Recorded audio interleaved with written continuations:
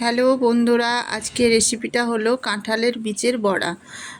এর জন্য আমি কাঁঠালের বীজ ছাড়িয়ে নিয়েছি, কিছু আদা কুচি নিয়েছি এবং 2-3টে লঙ্কা নিয়েছি।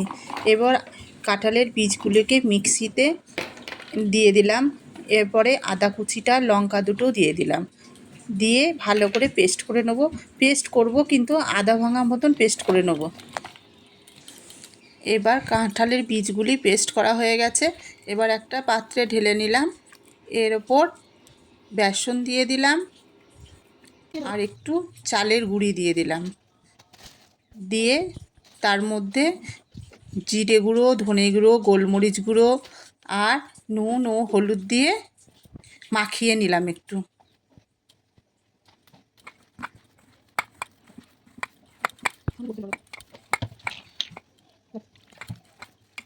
এবার কাঁঠালের ইয়েটা মাখানো হয়ে গেছে। এবার আমি কড়াইতে তেল দিয়ে দেবো।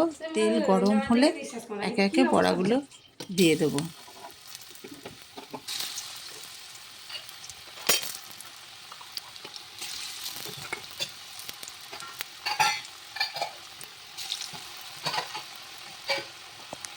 এবার বড়াগুলো আমার সব দেয়া হয়ে গেল।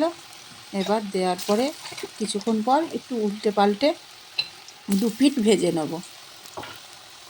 টপ রয়েছে কিন্তু, তুই কালকে চলে গেলি।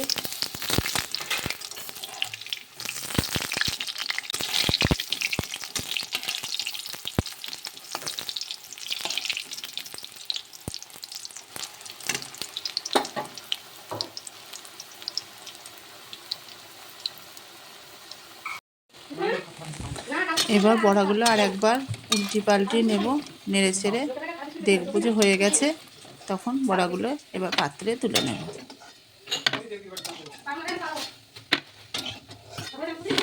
হ্যালো বন্ধুরা, আমার রেসিপিটা কেমন হয়েছে আপনারা করে খেয়েন এবং ভালো লাগলে কমেন্ট বক্সে কমেন্ট করে জানাবেন কেমন হয়েছে।